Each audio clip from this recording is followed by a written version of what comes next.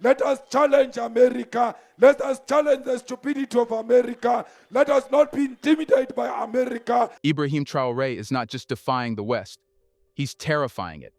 He is one of those few African leaders who have scared the Western world.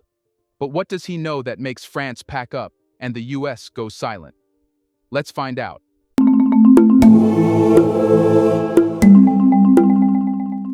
It didn't happen with a war.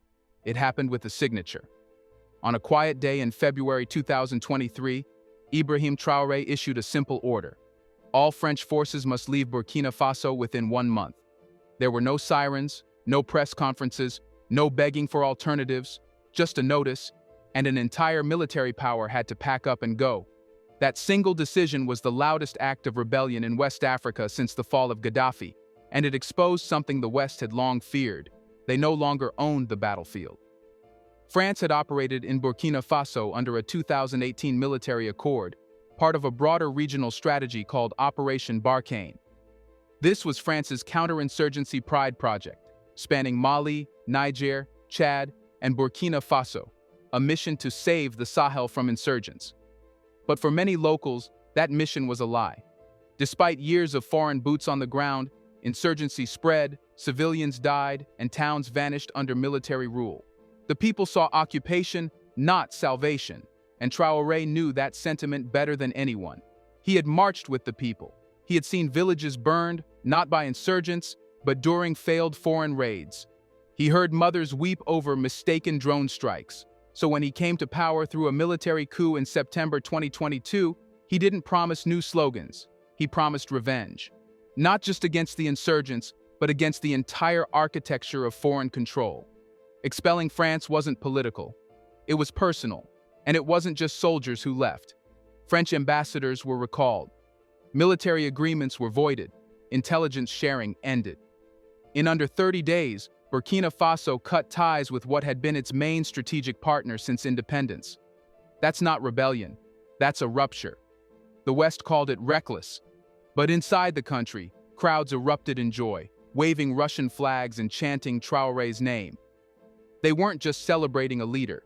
They were celebrating an exorcism. Because what Traoré understood, perhaps better than any leader before him, was that foreign troops don't secure sovereignty, they suffocate it. And he had the nerve to act on that truth. But what made it more threatening to the West was how easily he did it. There was no economic collapse, no civil war, no riots. The state didn't fall apart. It got stronger. Crime dropped. Insurgents lost ground in certain zones. Volunteers flooded into local defense units. It was as if cutting France loose was the antidote to chaos, not the cause. This shocked Western policymakers. For decades, they had insisted their presence was essential, that without them, the region would spiral. Traoré proved them wrong in real time. Worse, he inspired others. Mali had already kicked France out. Niger was watching. Chad began whispering. If Burkina Faso could survive, and even thrive, without Western military aid, then France's entire Sahel strategy was a castle made of sand. And Traoré had just kicked it down. But here's where it gets deeper and darker. Traoré didn't just cut the rope, he burned the bridge. In private meetings, Western diplomats tried to negotiate. They offered aid, deals, extended deadlines. Traoré refused them all. One senior French official reportedly said, "He acts like he's not afraid of consequences, like he's already found a new protector." And he had, because as France exited Ouagadougou, Russian planes were quietly landing. As French flags came down, red, white, blue tricolors were replaced by the white, blue, red of another empire, Moscow's. But at this point, no one in the West knew how deep that pivot would go. They just knew one thing. Traoré wasn't bluffing. He wasn't posturing for leverage. He wasn't playing the West against the East. He was choosing sides, permanently. This is why Traoré is a threat, not just because he kicked France out, but because he did it with such calm calculation. No rage, no chaos, just a surgical cut to the throat of neo-colonial control. It wasn't a rebellion, it was reprogramming. A new security operating system was being installed in the Sahel, one that didn't need Washington updates or Paris passwords. And if that's what he did with France, what would he do next? Well, that's when Russia walked in. And they weren't alone. When the last French boots left Burkina Faso, they didn't just leave a gap in the sand, they left an open door. And Russia didn't knock, it walked right in. By the time Western analysts scrambled to understand Traoré's next move, it was already underway. Russian Deputy Defense Minister Yunus Bek Yevkarov, an elite strategist from the Kremlin's inner circle, had already met Traoré in Ouagadougou. Not once, multiple times. Quiet meetings, no media frenzy, just military uniforms, translation headsets, and ink on paper. This wasn't just another diplomatic flirtation, it was a full-scale redesign of Burkina Faso's military doctrine. The core of the Russian playbook wasn't about flooding the country with troops. That's a Western move. Russia plays differently. Its strategy was to rebuild the army from the inside out. The offer? Train Burkinabe officers, pilots, cadets, and technicians directly in Russia, at elite academies. These weren't symbolic gestures. They were conversions. Imagine a generation of young African soldiers learning not in Paris or Washington, but in Moscow, in the language, mindset, and tactics of Vladimir Putin's military-industrial machine. This is where the real threat to the West crystallizes. Military training isn't just about how to shoot or fly. It's about who you trust, who you serve, and how you see the world. Western military academies often project a doctrine of humanitarian warfare, rules-based order, and multilateral alliances. But Russia teaches hard sovereignty, asymmetrical warfare, and zero-sum survival. To put it simply, France trains soldiers to stabilize governments. Russia trains them to survive global sabotage. Traoré understood this difference. His goal wasn't to build a soft, NGO-friendly army. He wanted fighters who could hold ground without begging for air support. And Russia was offering precisely that. More importantly, the partnership came with no lectures, no IMF conditions, no democracy scorecards, just skills, weapons, and silence. For leaders like Traoré, facing both insurgents and Western pressure, this was priceless, and it worked fast. Here's a reminder to please like and share the video and subscribe to our channel to watch more videos on Black culture, history, civilization, and identity. Let's continue now. Within months, reports emerged of young Burkinabe pilots arriving in Russian airbases for advanced flight simulation. Cadets began rotating through Russian military colleges, learning the Russian language, battlefield communication protocols, and anti-insurgent tactics that differed wildly from NATO models. Burkina Faso's defense thinking began to shift. More counterinsurgency, less dependence on drones, more emphasis on ground intelligence and hybrid warfare. This is when Washington took notice. Internal memos from U.S. security briefings began describing Burkina Faso as a hotspot of Russian military penetration. Intelligence agencies flagged Russian cargo flights landing with unknown payloads. Russian defense contractors began appearing on the fringes of training zones. And while Traoré insisted these were only technical advisors, the West saw what was happening. A military pipeline from Moscow to Ouagadougou was being constructed, one that would eventually bypass every Western checkpoint. For NATO planners, this posed a grave dilemma. Burkina Faso wasn't just slipping away, it was turning into a case study for other African nations. If this training model proved successful, Mali, Niger, Chad, and even Guinea could follow. Why deal with Western bureaucracy, sanctions, and lectures when Russia offers instant power? What made it worse for the West was how quickly the cultural shift followed the military one. Russian advisors began holding workshops in national defense academies. Trainees in Burkina Faso started saluting in the Russian style. Translations of Russian strategic manuals appeared in local military libraries. Pro-Russian rhetoric entered speeches by regional commanders. The alliance wasn't just strategic, it was psychological. But the biggest sign of transformation was this: Traoré's army began refusing Western military hardware, not due to ideology, but due to incompatibility. The Russian training involved Russian weapon systems, communications gear, and logistical models. Once your forces are trained in that ecosystem, NATO equipment becomes less useful, even obstructive. That's not just partnership, that's military reprogramming. And the West knew exactly what that meant. Traoré wasn't just borrowing Russian help, he was restructuring Burkina Faso's armed forces in Russia's image. Slowly, quietly, permanently. And the results were immediate. Within 6 months, Burkinabe forces launched localized operations in the north that showed noticeable improvements. Intelligence gathering increased. Ambushes dropped. Desertion rates among troops declined.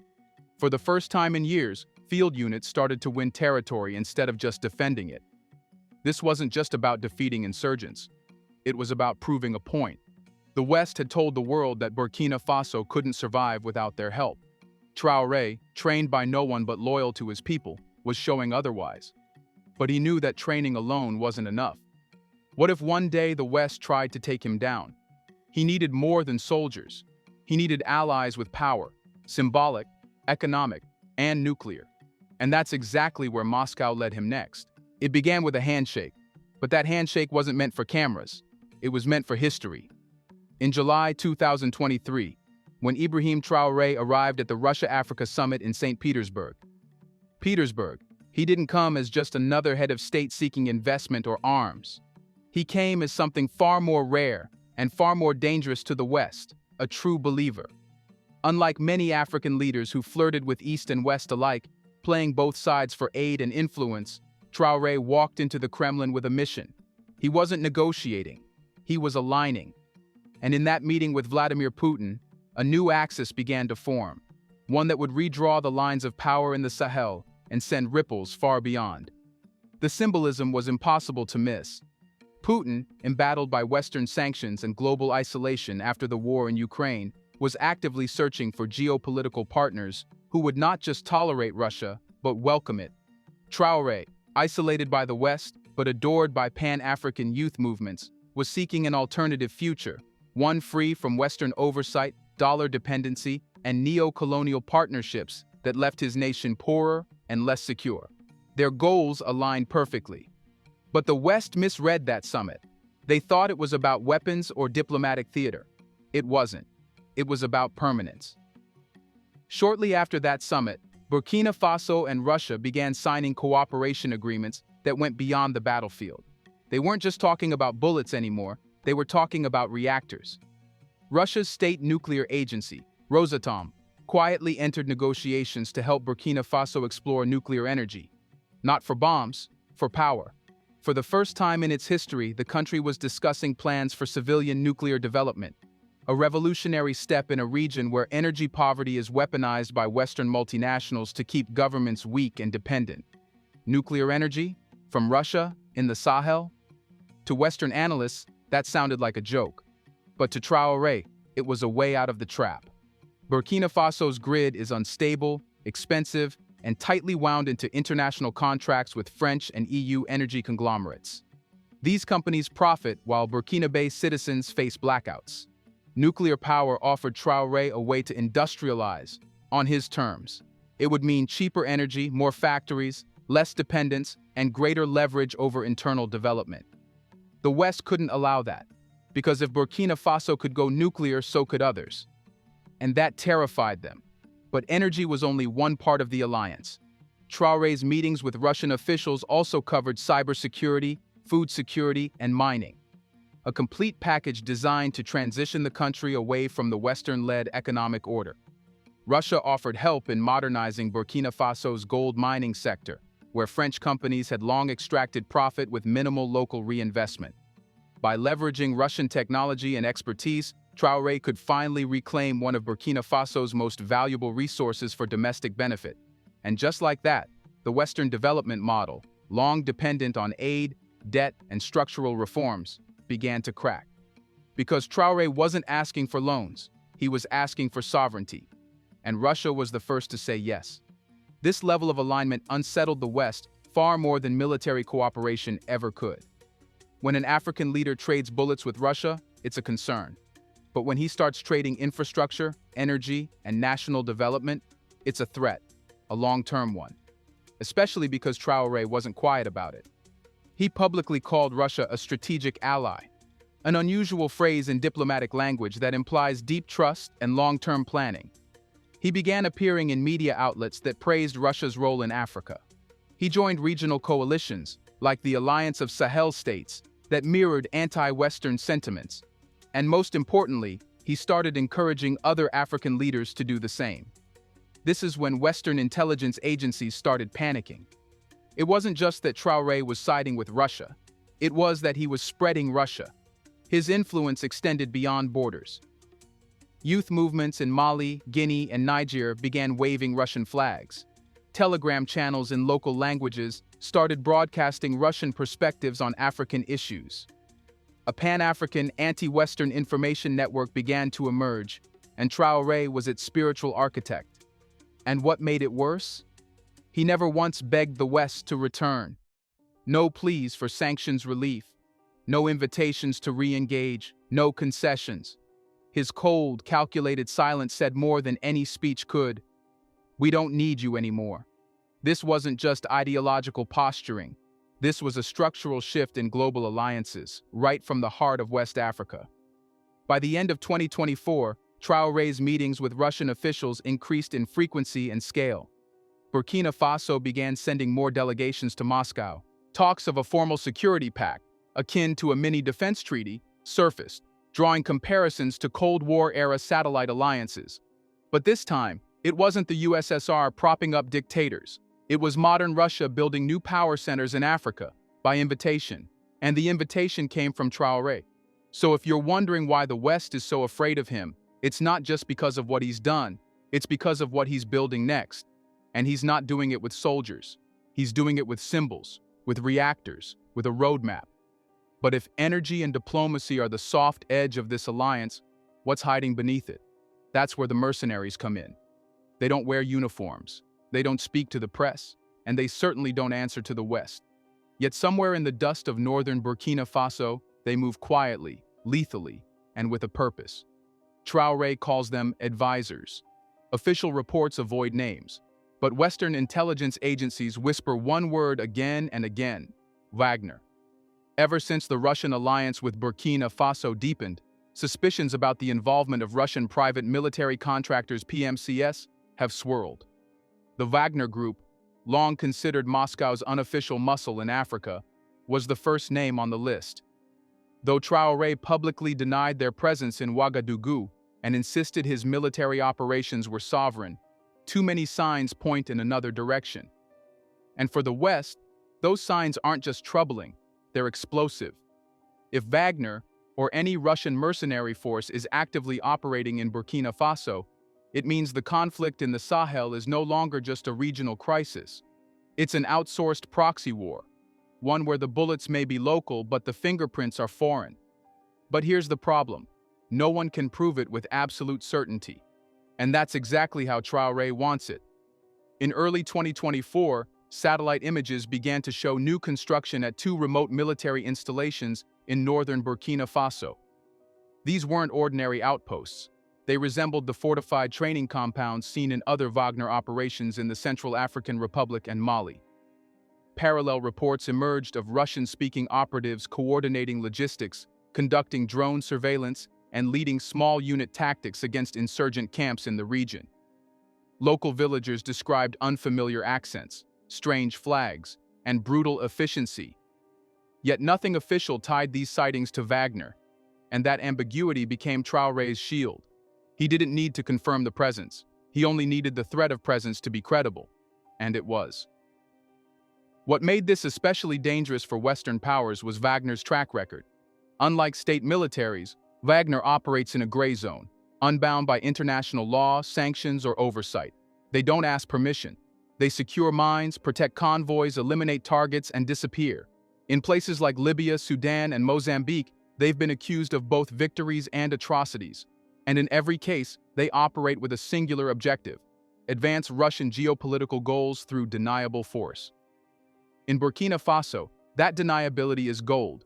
It allows Traoré to maintain plausible independence, claiming he has no foreign boots on the ground, while benefiting from a lethal partner that doesn't hesitate, doesn't question, and doesn't leave. And it offers Russia a perfect laboratory. Low-cost, high-impact projection of power in a zone the West once considered theirs. But the real reason this mercenary presence is a strategic nightmare has less to do with combat and more to do with narrative. Because suddenly, in local villages once terrorized by insurgents and neglected by French-backed operations, security is returning. Farmers are going back to their land. Roads are being patrolled. Arms are being distributed to community defense groups. Whether it's Burkinabe soldiers trained by Russia or foreign operatives guiding from the shadows, the result is tangible. People feel safer. And in a war zone, perception is power. Western efforts in the Sahel had long been plagued by bureaucracy, overcautious tactics, and a lack of political will. But Wagner, or whoever is behind the new operations, doesn't play by those rules, and the people notice. In markets and bus stops, in cafes and youth groups, the same conversation is repeated. Traoré brings results. Whether through Russian firepower or African resolve, the West is being replaced, not by ideology, but by effectiveness. And here lies the greatest irony. For decades, Western governments lectured African nations about the dangers of Russian influence, about authoritarian creep, about mercenaries. But they failed to deliver what people wanted: safety, dignity, and sovereignty. Traoré, with his strategic vagueness and iron will, is delivering that, even if it's through channels that scare Washington to death. That's why the question of Wagner's presence matters less than it seems. Because the damage to Western influence is already done.